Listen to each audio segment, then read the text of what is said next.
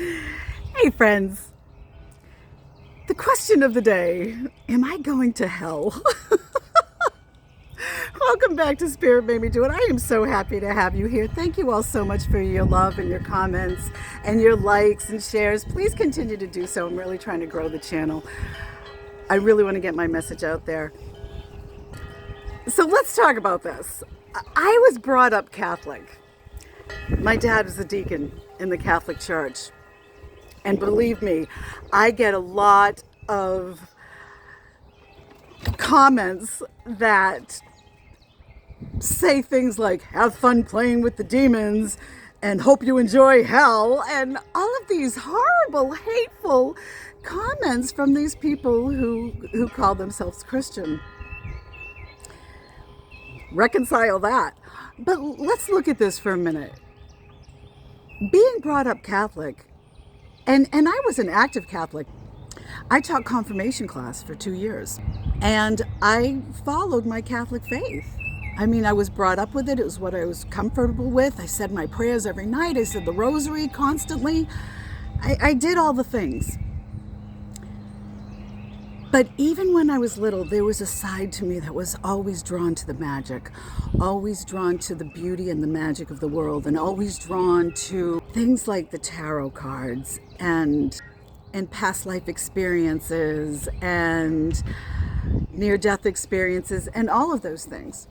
When I was in my early 40s, I went for a past life regression. I kept having this reoccurring dream, and I just wanted to see if it came up. So I went and I had a past life regression. The woman who performed the hypnosis, who aided me through this regression, she taught Reiki, she was a medium, she did table tipping, she did all of these fascinating, wonderful things, and she worked with the angels. When I went to her, it was strictly for a past life reading.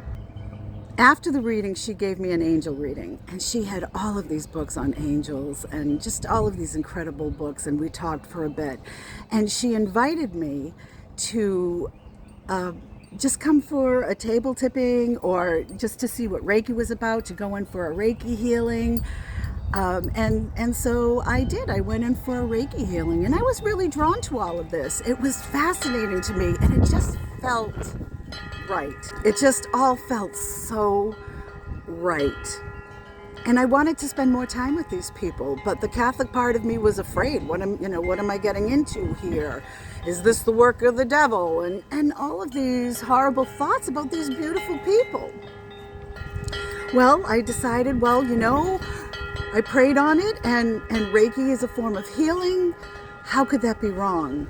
And it's healing using energy. Yeah, they call it the life force, but to me it always meant God. So I took a course in Reiki. And then I went to a table tipping. And I mean, I had card readings in the past as a kid, as a young teenager. And it meant, it was just fascinating to me. And it was also an incredibly healing experience.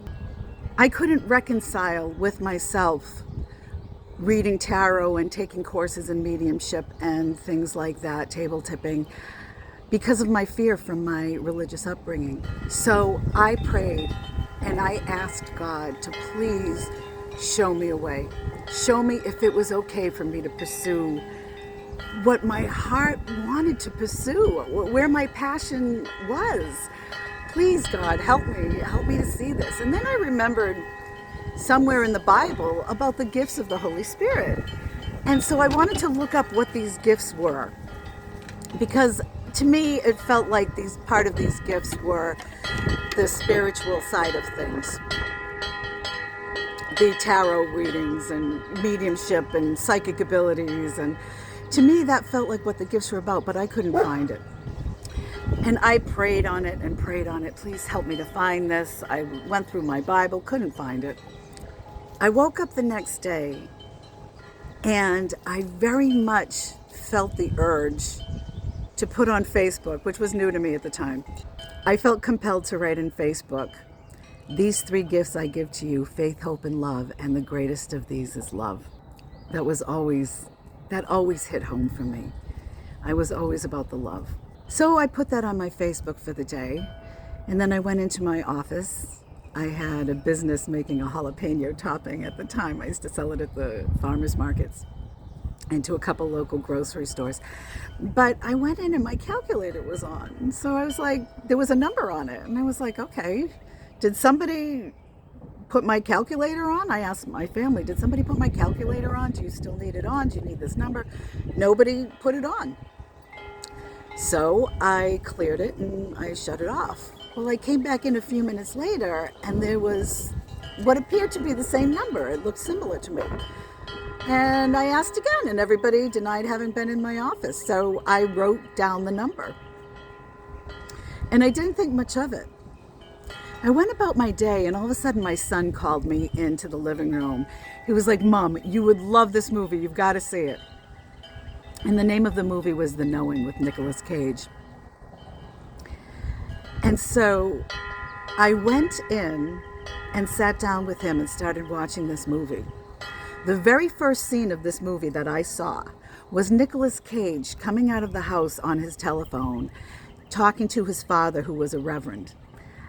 And he said, Dad, where in the Bible does it talk about the spiritual gifts from the Holy Spirit? And his father replied with 1 Corinthians 12. Well, I nearly fell off my seat. I nearly fell off my seat with that, because here I am, like going through my Bible, trying to find the answer to this question. And I prayed on it and I asked for a sign. And here it was. It couldn't have been any more clear than that. That was, to me, absolutely amazing. So I went to 1 Corinthians 12, and sure enough, there it is, the gifts of the Holy Spirit, laid out right there, the gift of prophecy, the gifts of discernment. And then I noticed that the number was very similar to the number that had showed up on my calculator. So I looked up that number, and it was on the same page. It was just a little bit further down. And it said, these three gifts I give to you, faith, hope, and love, and the greatest of these is love. Seriously? This was my response. This was the response I got when I asked God if it was okay to pursue what I was pursuing, to go into the direction that I was going in. And then I just kept being led to all of these different people that taught me more and more. And all of these people were so loving and so giving. We used to do free Reiki for people. We would help people. I mean, it was an amazing community that I had found. And it was a community of love. How could that be wrong? But once I got that message from Spirit, I was like, okay, full steam ahead. There's my answer. Let's go with this. And so that's when I started to really start taking courses on communication with spirit, mediumship, table tipping, cards, everything. That's when I just went in head first with that. I had a friend who disappeared when I was 15. Well, he was 15 years old, so I was 16 years old when he disappeared. And they never found him. From that moment on, I prayed to be psychic. I prayed to have communication with spirit so I could help find him. And I prayed and prayed and prayed, and I never got any answers. I never felt like I got anything. And it wasn't until like the past few years that I recognized that I was already communicating with spirit. That me asking for a sign and receiving that sign was communication with spirit. Signs are communication with spirit, and that's how it started with me. They were all like earthly signs, numbers, seeing animals, overhearing conversations that had to do with what I was questioning. It's just stuff like that. There are so many different ways to communicate with spirit, and this is something that I point out when I do readings for everyone, because we all have this ability to communicate with spirit. But I digress. What I really wanted to just say is this. That was a pretty amazing sign that I got. And that sign led me to a life of helping others. a life of loving others. And if you think that is wrong and you think I'm going to hell for that, I think you need to take a better look at God. I think you need to take a better look at what God represents, what spirit represents. It's all about the love. I was clearly led to what I'm doing now. And some might say, oh, it was the devil's work leading you there. Really? The devil's going to use the Bible? The devil's going to lead me to a life of loving and helping other people? I mean, do the math. It just doesn't calculate. It just does not. The numbers don't work out. If you're watching this and you think I'm going to hell, man, I wish you so much love, because you're missing out on the love that this world has, and you're missing out on loving people that are different from you, and you are missing out on so many beautiful things.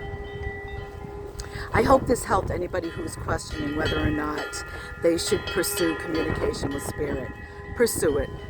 This is your connection with God. We all have this. We all have the ability. We all have communication with spirit. I'm not anything special, believe me. And if you're looking for a sign, this is your sign.